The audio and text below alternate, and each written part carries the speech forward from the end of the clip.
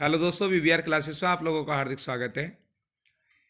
देखिए भैया, ये हमारे 30 क्वेश्चन है और इन 30 क्वेश्चनों को देखना है कि आप देखिए भैया कितने आप ठीक कर पाते हैं। चाहे आपका यूपी टेट वाले हों या जीडी वाले हों, इसमें कुछ क्वेश्चन आपके जीडी के भी हैं, कुछ क्वेश्चन एसआई के भी हैं और यूपी टेट के लिए तो हैं ही सारे। तो देखिए, पहला क्वेश्चन है आपका कि प्रागैतिहासिक में किस उपसर्ग का प्रयोग हुआ है। तो देखिए, जो आपका प्रागैतिहासिक है, तो देखिए वैसे तो निकालें तो आपका क्या निकलेगा इसमें से, प्राग। अगर जो प्राग को आप स्वरहित कर दें तो उसके बाद में क्या निकलेगा आपका अय, और बाद में क्या निकलेगा तिहासिक। लेकिन इसमें प्राग तो कहीं ऑप्शन है नहीं। एक प्राग ऑप्शन है और वो कैसा है आपका, स्वर के सहित है, अर्थात आपको इसमें व्यंजन संधि का भी प्रयोग किया जाएगा। व्यंजन संधि में अर्थात वर्ग वर्ग का कौन सा वर्ण है, गए तीसरा, तो तीसरे के स्थान पर कौन सा कर देते हैं, पहला, अर्थात तो इसके स्थान पर क्या होगा, प्राग। और जब प्राग होगा तो भाई आंसर भी कौन सा होगा आपका, बी आंसर। अर्थात इसका आंसर हो गया कि प्राग अर्धन ऐतिहासिक, अर्थात क्या हो गया आपका, प्राग ऐतिहासिक। नेक्स्ट क्वेश्चन है आपका क्वेश्चन नंबर 2 कि तुलसीदास किसकी कविता है। कि तुलसीदास जो लिखी थी, तो देखिए यहाँ तुलसीदास का जिक्र नहीं है, यहाँ पूछ रहा है कि तुलसीदास किसकी रचना कविता है। तो तुलसीदास जो कविता है वो किसकी है, तो भैया वो है आपकी सूर्यकांत त्रिपाठी निराला। अगला क्वेश्चन है आपका क्वेश्चन नंबर 3, कह रहे हैं कि बहिष्कार का संधि विच्छेद क्या होगा। तो देखिए, बहिष्कार का जो संधि विच्छेद होगा तो वो आपका जहां भी बताया था, एक तो होता है आपका शय, अगर शय के बाद क्या मिल जाए, कै, चाहे आपका निष्कर्ष हो चाहे आपका बहिष्कार हो, ठीक। तो इसमें से जो स होता है, तो स किस में आदेश हो जाता है भैया, तो स आदेश हो जाता है आपका विसर्ग में। और जब विसर्ग में आदेश होगा तो इसका ऑप्शन कौन सा निकल कर आएगा भाई, ऑप्शन नंबर ए, यानी कि वही धन कार, अर्थात क्या हो गया आपका बहिष्कार। नेक्स्ट क्वेश्चन है आपका कि विदेही वनवास किसकी रचना है। कि विदेही वनवास जो रचना है आपकी वो किसकी है, तो भाई देखिए बताओ जल्दी से कि विदेही वनवास किसकी रचना है। पहला ऑप्शन है मैथिली शरण गुप्त, दूसरा है हरियोध सिंह, अयोध्या सिंह उपाध्याय यानी कि अरिहोद, उसके बाद है रामधारी सिंह दिनकर, एक है आपके श्रीधर पाठक। तो विदेही वनवास जो रचना लिखी थी वो किसकी है, वो है अयोध्या सिंह उपाध्याय अर्थात हरियोध। इसके बाद क्वेश्चन नंबर 5 है आपका कि निम्न में से पुल्लिंग शब्द का चयन कीजिए। एक शब्द यानी कि आपका पुल्लिंग है, तो आपका क्या है, पखावज, अगला है लिखावट, एक क्या है मझधार और एक क्या है पहिया। तो देखिए क्या है, जब भी स्त्रीलिंग पुल्लिंग की बात होती है आप वाक्य में प्रयोग करके देखें। ऐसे कह दें कि पहिया निकल गया या पहिया टूट गया, तो इसका मतलब क्या, आपका पुल्लिंग कौन सा है, बी ऑप्शन।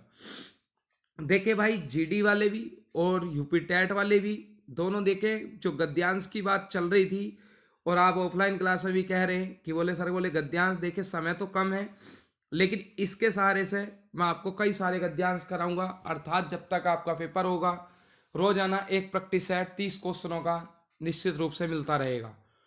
देखिए कह रहा है कि दिए गए गद्यांश को पढ़कर निम्न प्रश्नों में से सही विकल्प छांटिए। तो आपका गद्यांश है कि स्पष्टता, आत्मविश्वास, विषय की अच्छी पकड़ और प्रभावशाली भाषा में अपने विचारों और भावनाओं को व्यक्त करना ही संप्रेषण कला है, जो निरंतर अभ्यास से निखारी जा सकती है। एक दिन में कोई अच्छा वक्ता नहीं बन सकता तथा भाषा का अनायास ही किसी की पकड़ नहीं हो पाती। इसी अभ्यास से स्वामी विवेकानंद ने जिस संप्रेषण कला का विकास किया था, उसने विश्व धर्म सम्मेलन में लाखों अमेरिकी निवासियों को चकित और मोहित कर दिया था। तो आपका क्वेश्चन नंबर 6 है कि संप्रेषण कला क्या नहीं है। तो भाई संप्रेषण कला क्या नहीं है, अर्थात 3 तो होंगी। तो यानी कि प्रभावशाली भाषा है, अलंकरण, आत्मविश्वास, विचारों और भावनाओं को व्यक्त करना। तो देखिए भाई, इसमें से जो आपका विचारों और भावनाओं को व्यक्त करना भी है, आपका आत्मविश्वास भी है, एक प्रभावशाली भाषा है, लेकिन क्या है आपका अलंकरण नहीं है। तो भाई इसका आंसर कौन सा हो जाएगा, बी ऑप्शन। थोड़ा सा गला खराब सा है भैया। ठीक है, देखिए क्वेश्चन नंबर 7 कि संप्रेषण कला का विकास किससे होता है। तो जो संप्रेषण कला का विकास होता है वो किससे होता है? अनायास से होता है, अभ्यास से, या भाषण से, या विषय की अच्छी पकड़ से। देखिए भाई, जिन्हें दिक्कत आ रही है वो बैक करें वीडियो को और करने के बाद दोबारा फिर गद्यांश पढ़ें। तो जो आपका संप्रेषण कला का विकास किससे होता है, तो संप्रेषण कला का विकास आपका किससे होता है भैया? अभ्यास से। तो इसका आंसर कौन सा हो जाएगा भाई? B answer. नेक्स्ट क्वेश्चन है क्वेश्चन नंबर 8। क्वेश्चन नंबर 8 कह रहा है कि निम्न में से संयुक्त व्यंजन कौन सा नहीं है।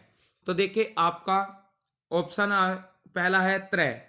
तो त्रय भाई आधा तय और रै से मिलकर बना है, तो भाई ये क्या है? आपका संयुक्त व्यंजन है। इसके बाद श, अर्थात ये आधा कै और किससे? श से मिलकर बना है।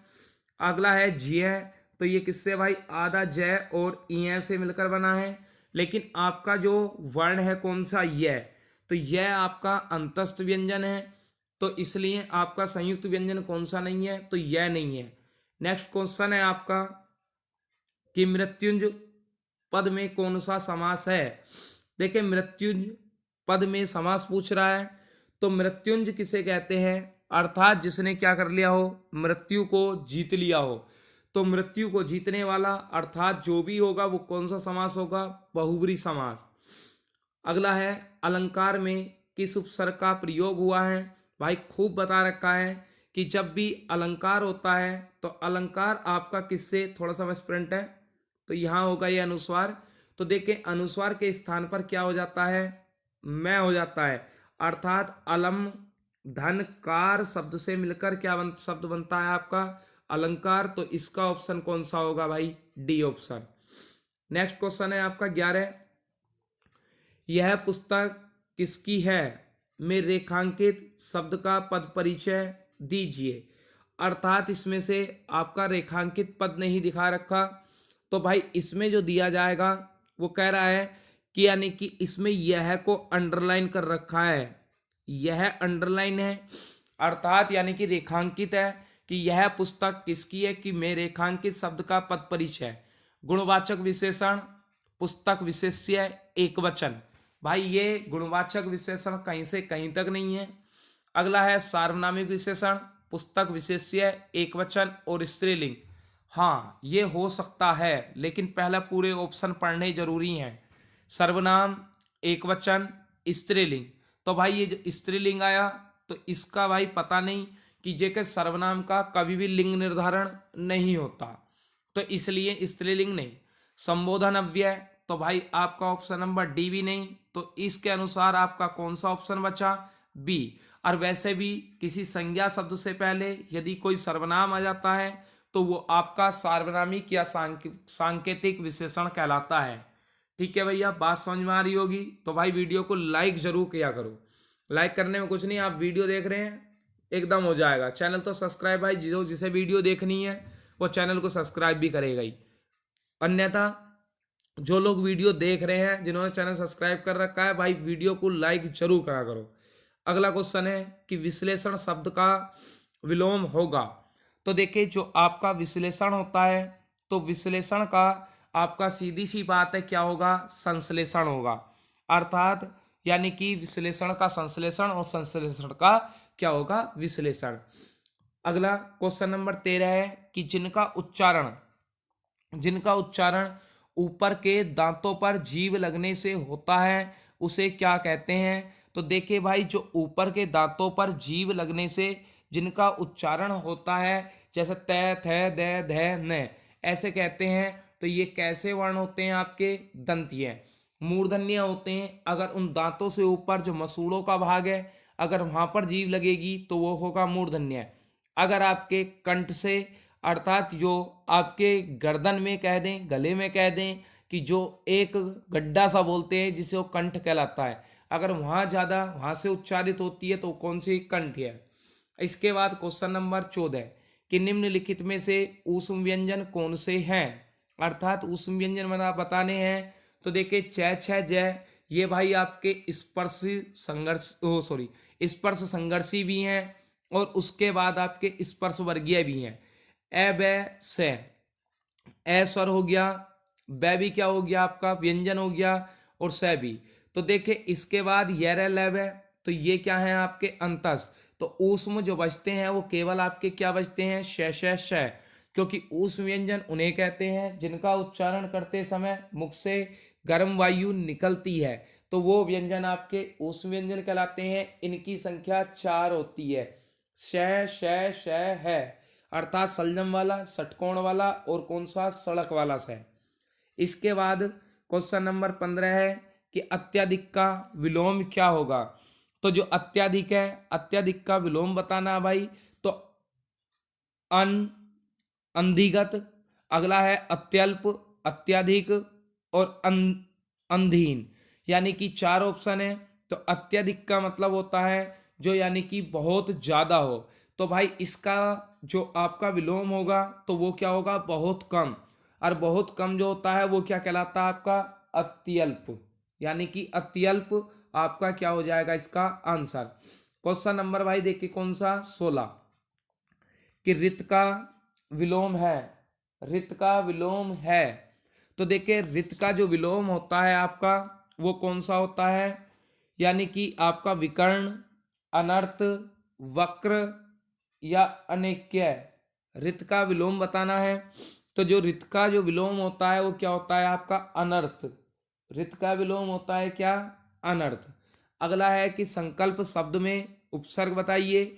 जहां भी भाई अनुस्वार नजर आ जाए तो आपको कुछ भी नहीं सोचना है, तुरंत एकदम से ऑप्शन लगा देना है। क्या, अनुस्वार के स्थान पर मैं लगाएं, और लगाने के बाद यानी कि जैसे क्या से के ऊपर अनुस्वार, और आगे क्या लिख रहा है, कल्प। तो अनुस्वार के स्थान पर मैं कर दें तो क्या हो जाएगा आपका सम, अर्थात समधन कल्प, अर्थात क्या निकलेगा आपका संकल्प। इसके बाद क्वेश्चन नंबर 18 है कि मुझसे खड़ा भी हुआ नहीं जाता। इसमें से आपको वाच्य बताना है। तो देखिए वाच्य होते हैं भाई आपके कितने, 3, कृतवाच्य, कर्मवाच्य, और कौन सा, भाववाच्य। कृतवाच्य वो होता है कि जिसमें क्रिया अक्रिया का लिंग व्यवचन अगर कर्ता के अनुसार होगा, कृतवाच्य। इसमें क्रिया का लिंग व्यवचन कर्म के अनुसार होगा, कर्मवाच्य। और जिसमें कर्ता और कर्म दोनों में से किसी के अनुसार नहीं होगा तो वो वाच्य कहलाता है आपका कौन सा, भाववाच्य। तो देखें उससे खड़ा भी नहीं हुआ जाता, उससे खड़ा भी नहीं हुआ जाता, या राम से खड़ा भी नहीं हुआ जाता, या सीता से खड़ा भी नहीं हुआ जाता। अर्थात इसमें से सारे के सारे कैसे भी किसी कंडीशन को लगा लो, कर्ता के अनुसार क्रिया परिवर्तित नहीं हो रही। तो इसके बाद खड़ा भी या लेटा भी कैसे भी प्रयोग कर लें, ना कर्ता के अनुसार होगा ना अन्य किसी के अनुसार, तो आपका वाच्य कौन सा बनेगा, भाववाच्य।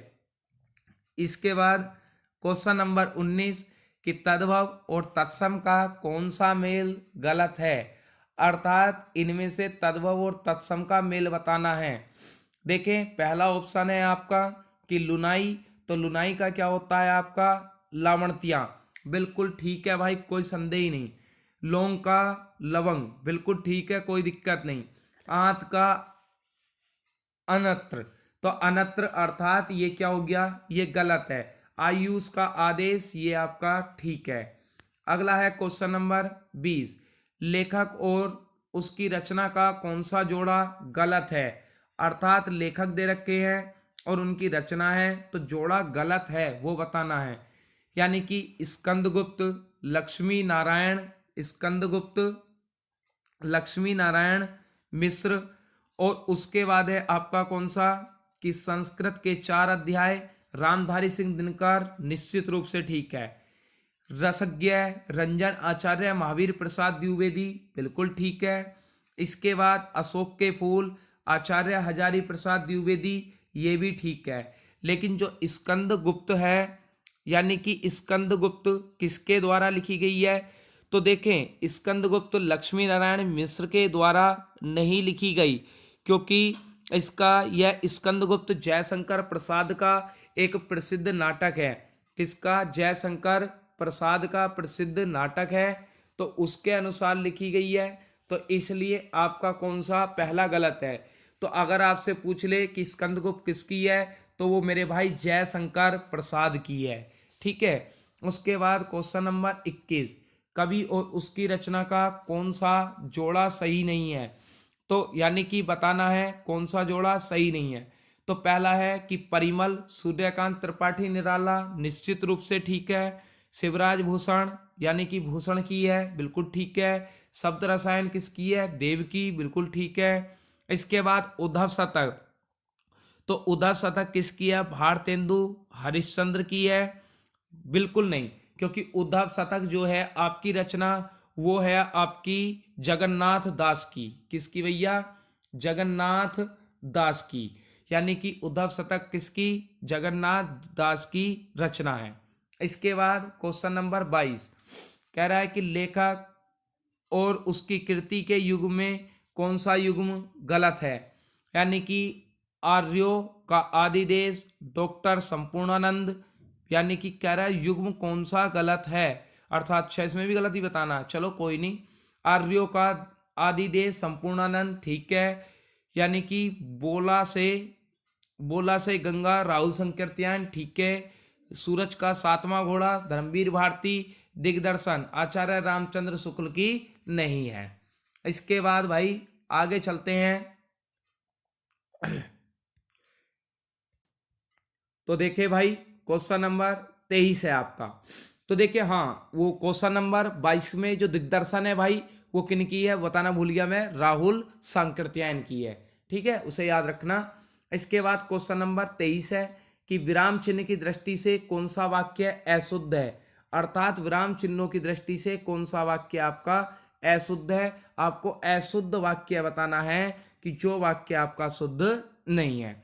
कह रहा है कि हाँ मेरा यही विचार है, हाँ मेरा यही विचार है। तो देखें इसमें हो सकता है कि ठीक हो या ना हो, लेकिन अगले वाक्य देखें, क्या पता हमें सरलता से कोई और वाक्य क्या मिल जाए, आपको अशुद्ध मिल जाए। तो क्योंकि अब इसे देखें, वह ईमानदार, परिश्रमी, कर्मठ और मृदु भाषी है।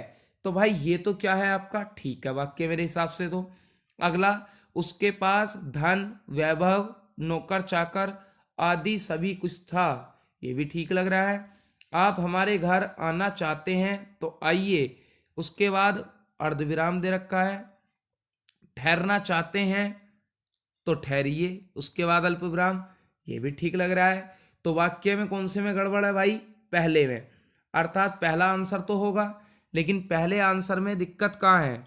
देखिए इसमें कह रहा है कि यानी कि हाँ के बाद शायद क्या लगना था, क्योंकि हाँ के बाद अल्प विराम लग जाए तो वाक्य में और अधिक सुंदरता आ जाएगी। तो यह कह रहा है कि विराम चिन्ह की दृष्टि से कौन सा वाक्य अशुद्ध है। तो भाई कौन सा भाई, आपका पहला, क्योंकि हाँ के बाद क्या नहीं है, विराम चिन्ह नहीं है। अगला क्वेश्चन नंबर 24। तो क्वेश्चन नंबर 24 है कि कौन सा शब्द भिन्न अर्थ और प्रकृति का है। तो देखना है कि कौन सा शब्द भिन्न अर्थ और प्रकृति का है। एक तो सनातन और एक क्या है आपका चिरंतन, और दो ऑप्शन इसके ऊपर हैं, शाश्वत और एक क्या है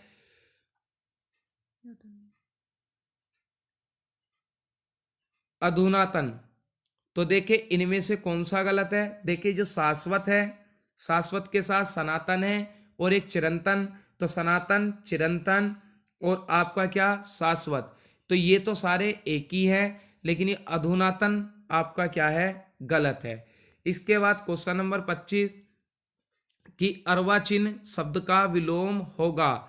यानी कि अर्वाचीन शब्द का विलोम पूछ रहा है। तो अर्वाचीन का मतलब होता है यानी कि जो पुराना नहीं है, अर्थात पुराना है नहीं है, सॉरी, यानी कि जो नया है, अर्थात सनातन यानी कि जो पुराना हो गया। इसके बाद क्वेश्चन नंबर 26 कि व्याकरण की दृष्टि से कौन सा शब्द अशुद्ध है। तो यानी कि अशुद्ध शब्द आपको बताना है कौन सा है। तो इसमें दे रखा है विभीषण, विभीषण भाई ठीक है, विभीषण ही होता है। विरहणी सही है, ये भी वरहणी। और उसके बाद गृहिणी, ये भी ठीक है। एक क्या है आपका जगत गुरु। तो देखिए जगत गुरु ये क्या है आपका गलत है, क्योंकि जगत गुरु नहीं भाई, जगत गुरु तो ठीक है, अरे भैया विरहणी गलत है। ये कौन सा गलत है? ऑप्शन नंबर आपका बी गलत है, क्योंकि जो आप विरहणी लिखोगे तो विरहणी लिखते समय यानी कि क्या होगा, आप इस प्रकार से विरहणी इस प्रकार से लिखेंगे तो ये क्या होगा आपका ठीक होगा। इसके बाद क्वेश्चन नंबर 27 कि निम्न में से कौन सा युग्म गलत है, यानी कि एक युग्म गलत है, अर्थात ये मुहावरे दिए गए हैं। मुट्ठी गरम करना, रिश्वत देना, ठीक है भैया, आपको सही लग रहा है। इसके बाद लुटिया डुबोना, सारा काम चौपट हो जाना, सब्ज बाग दिखलाना यानी कि हरा भरा करना, या माई का लाल साहसी व्यक्ति। तो भाई कौन सा गलत है? सब्ज बाग दिखाना अर्थात झूठी दिलासा देना होता है, ठीक है, हरा भरा करना नहीं होता, ठीक है भाई। इसके बाद क्वेश्चन नंबर 28 की ओर कह रहा है कि मेरी भवबाधा हरो, राधा नागर सोई, जातन की झाई परे, श्याम हरित दुत होई। तो इसमें कह रहा है कि दोहे में कौन सा अलंकार है, तो देखिए इसमें आपको अलंकार बताना है। तो देखिए उसमें कह रहा है कि आपका मेरी भवबाधा हरो, राधा नागर सोई, जातन की झाई परे, श्याम हरित दुत होई, अर्थात इसमें जो आपका अलंकार होगा भैया वो कौन सा, आपका सलेश अलंकार, क्योंकि सलेश में कहते हैं कि एक शब्द के कई अर्थ होते हैं और अर्थ चिपका हुआ होता है। अगला क्वेश्चन नंबर 29 कि गौशाला में कौन सा समास है। तो गौशाला में देखिए, तो गौशाला हो गया गायों के लिए शाला अर्थात गायों के लिए घर, अर्थात आपका संप्रदान कारक तत्पुरुष समास होगा। इसके बाद कह दिया देशभक्ति में कौन सा समास है। तो देखिए देशभक्ति में जो समास है तो वो कहते हैं कि देश के लिए भक्ति नहीं होता, जो होता है कि देश की भक्ति, अर्थात देश की भक्ति तो संबंध कारक तत्पुरुष समास होता है। कौन सा भैया? संबंध कारक तत्पुरुष समास। तो ठीक है भैया, ये 30 क्वेश्चन थे। अगर नेक्स्ट वीडियो जल्दी जल्दी चाहिए रोजाना तो भैया वीडियो को जितने व्यूज हो रहे हैं उतने लाइक करके दो, तब तो मैं करूँगा। क्या पता भैया अच्छी लग रही है ना लग रही, मैं जबरदस्ती बोलता रहूँ, इसी वजह से वीडियो रोकता हूँ। जब लाइक आने बंद हो जाते हैं आप लोग वीडियो देखते हैं, ठीक है, तो भाई लाइक करके जरूर जाया करें। मिलते हैं भाई नेक्स्ट वीडियो में, तब तक के लिए आप लोगों का बहुत बहुत धन्यवाद।